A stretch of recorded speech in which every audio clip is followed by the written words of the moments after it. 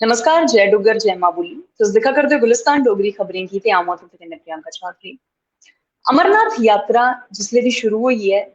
अदूं दा दिक्खा करने कि लोकें च जेह्ड़ा उत्साह है, लोकें च जेह्ड़ी खुशी है, खास तौर पर जेह्ड़े दुए राज्य थमां आने आह्ले श्रद्धालु ने, ओह् कुदै ना कुदै अपनी आस्था दा परिचय इस चाल्ली कन्नै देआ करदे ने कि लखनपुर च जेकर अऊं गल्ल करां, जमावड़ा जेह्ड़ा है तमाम श्रद्धालुएं दा लग्गे दा ऐ ते बाबा भोलेनाथ दे जयकारे कन्नै जम्मू कश्मीर च आगमन दी त्यारी जेह्ड़े ने ओह् तमाम ऐसे श्रद्धालु करा करदे ने।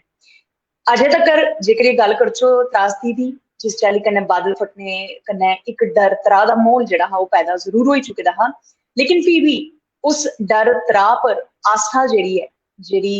बाबा भोलेनाथ गी लेइयै आस्था है श्रद्धालुएं दी ओह् भारी पेई। क्योंकि लखनपुर दे दृश्य जेह्ड़े सामने आवा करदे ने, लखनपुर दे जिन्ने भी लोक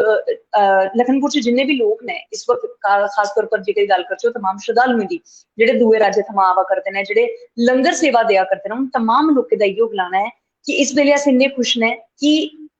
मन्नने की तबाही होई, कुसै चाल्ली कन्नै लोकें गी नुकसान पुज्जेआ, प्राकृतिक आपदा ही इहदे पर कुसै दा जोर नहीं हा। आई ते बड़े सारे लोकें गी अपने कन्नै जरूर लेइयै गेई, लेकिन फ्ही भी जेह्ड़ी बाबा बर्फानी दी दर्शनी गी लेइयै साढ़ी आस्था है ओह्दा परिचय अस जरूर देगे ते ओह्दे परिचय दिंदे दिंदे लोक लखनपुर च जेह्ड़ा जमावड़ा लग्गे दा ऐ ओह्दे परैंत गै कुदै ना कुदै आधार शिविरें दी गल्ल करां, भगवती नगर आधार शिविर दी गल्ल करां ते उत्थै बी बड़ले थमां गै जातरुएं दा जेह्ड़ा जत्था ऐ ओह् रवाना करने दी इक पोस्ट हर बेल्ले हर रोज होंदी है ते मती तादाद च जेह्ड़े श्रद्धालु ने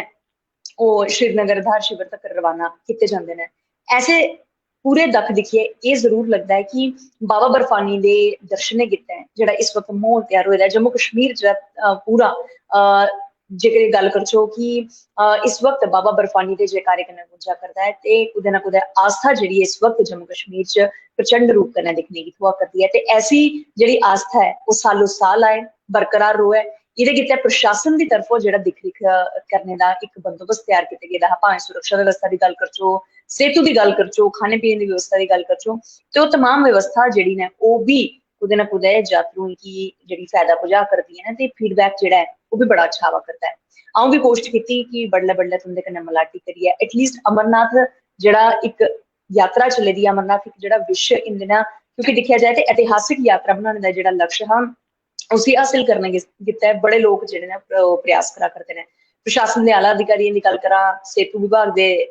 जे विशेषज्ञ हैं उंदी गल्ल करां, रक्षा विशेषज्ञें दी गल्ल करां, तमाम आर्म फोर्सेस दी गल्ल करां, पैरामिलिटरी फोर्सेस दी गल्ल करां ते एह् सारे रली मिलियै कट्ठ होइयै चला करदे ने। इक बड़ा प्यारा मैसेज भी देआ करदे ने कि कट्ठ होइयै जे तुस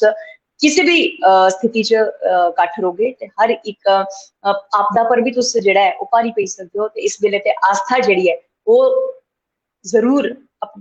अपना इक परिचय जेह्ड़ा ओह् देआ करदी है ते इस आस्था गी बरकरार रखने आस्तै तुस भी जिन्ना योगदान देई सकदे हो जरूर देओ। फिलहाल उ'नें धोड़ी तक्कर तुस मिगी इजाजत देओ। बने दे रहो गुलिस्तान डोगरी खबरें कन्नै। अ'ऊं परतियै तुंदे कन्नै मलाटी करगी कोई होर नमां विशे, कोई होर नमां टॉपिक लेइयै। अमरनाथ यात्रा गी कुदै ना कुदै सक्सेसफुल बनाने दा, ऐतिहासिक बनाने दा इक बड़ा बड्डा लक्ष्य है जेह्ड़ा ओह् सारे लेइयै चला करदे ने। जे तुसें गी वीडियो पसंद आई है ते बाबा बर्फानी दा जयकारा लांदे होए इस वीडियो गी लाइक जेह्ड़ा ऐ ओह् जरूर करेओ ते भोले बाबा दे दरबार च जेह्ड़े लोक भी हाजरी लान जा करदे ने उ'नेंगी साढ़ा शत शत नमन है ते उ'नेंगी उंदी आस्था लेई कुदै ना कुदै सारा विश्व जेह्ड़ा ओह् जरूर प्रणाम करदा है। फिलहाल उ'नें धोड़ी तक्कर मिगी इजाजत देओ।